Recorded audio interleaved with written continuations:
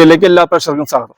ഞാനിപ്പോൾ നിങ്ങളുടെ മുന്നിൽ വന്നിരിക്കുന്നത് മമ്മൂക്കയുടെ Dominic and the ladies purse എന്ന ചിത്രത്തെ കുറിച്ച് പറയാൻ വേണ്ടിയാണ്. 2024 മമ്മൂക്കയുടെ എല്ലാ ചിത്രങ്ങളും ഹിറ്റാണ്. അതുപോലെ തന്നെ 2025 ഹിറ്റുകൾ ആവർത്തിക്കാൻ വേണ്ടി മമ്മൂക്ക വീണ്ടും ഡൊമിനിക്കിലൂടെ എത്തിയിരിക്കുകയാണ്. Dominic and ladies purse Gautham വാസുദേവന്റെ ആദ്യ മലയാളത്തിലെ സംവിധാനം ചെയ്യുന്ന ഒരു ചിത്രമാണ്. മമ്മൂട്ടി കമ്പനിയുടെ 7ാമത്തെ ചിത്രം കൂടെയാണ്. അതിനുശേഷം മമ്മൂക്കയുടെ ഇറങ്ങാൻ പറഞ്ഞ ബസൂക്ക, ഒരു ഗെയിം ത്രില്ലർ പടമാണ് ബസൂക്ക.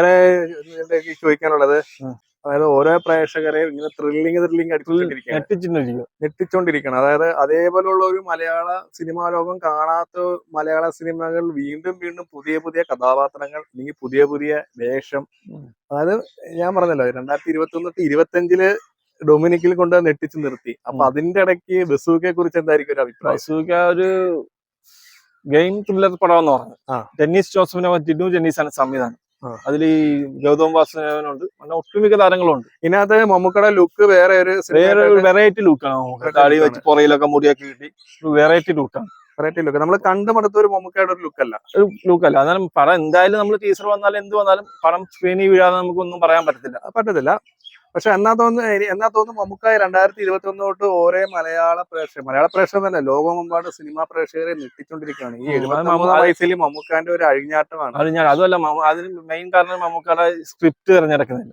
അതെ, മെയിൻ സ്ക്രിപ്റ്റ് അത് ആരും ചെയ്യാൻ മടിക്കുന്ന ഒരു കാതൽ എന്ന പടത്തിൽ ആരും ചെയ്യാൻ പഠിക്കുന്ന സ്ക്രിപ്റ്റാണ് മമ്മൂക്ക ഏറ്റെടുത്തത്. അതേപോലെ തന്നെ ചിത്രത്താഴ്, അങ്ങനെ കുറെ മലയാള സിനിമകൾ മമ്മൂക്കയെ തേടി വന്ന കഥാപാത്രങ്ങളാണ്. പിന്നെ റിലീസ് ഈ അടുത്ത മാസം 7ാം തീയതി മമ്മൂക്കയുടെ വടക്കൻ വീരകഥ റിലീസ് ചെയ്യും.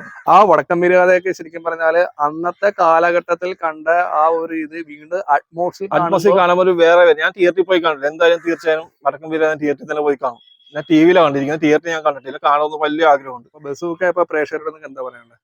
ബസൂക്ക തിയേറ്ററിൽ ഇറങ്ങുമ്പോൾ നിങ്ങളെ പോയി കാണുക. അതുകൂടെ അതിന്റെ കൂടെ തന്നെ ഇപ്പം ഡൊമിനിക്കും പോയി നിങ്ങൾ തിയേറ്ററിൽ തന്നെ പോയി കാണുക. എനിക്ക് തോന്നുന്നത് ബസൂക്കയും ഡൊമിനിക്കും കൂടെ, ഡൊമിനിക്ക് ഇപ്പോൾ ഓടുന്നത്, ഡൊമിനിക്കെ കുറിച്ച് പറയുവാണെങ്കിൽ നല്ലൊരു വ്യത്യസ്തമായ, എനിക്ക് തോന്നുന്ന ഒരു ആരും പറയാത്ത ഒരു ക്രൈം ത്രില്ലർ മൂവിയാണ്. കാരണം 2025 സ്റ്റാർട്ട് ചെയ്യപ്പം 2-3 ക്രൈം മൂവി ഇറങ്ങി.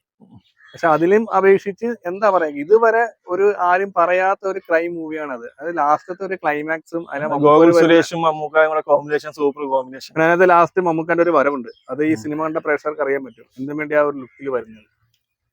ഞാൻ കാണാൻ പോകുമ്പോ എനിക്ക് പറ്റില്ല, ഞാൻ പറഞ്ഞു കേട്ടത് മാത്രമാണ് ഇപ്പൊ പറഞ്ഞത്. സുനിക്ക് അത് കണ്ടിട്ട് നമ്മുടെ ചാനലിൽ തന്നെ എന്റെ റിവ്യൂ ഇടുന്നതിന് തീർച്ചയായും.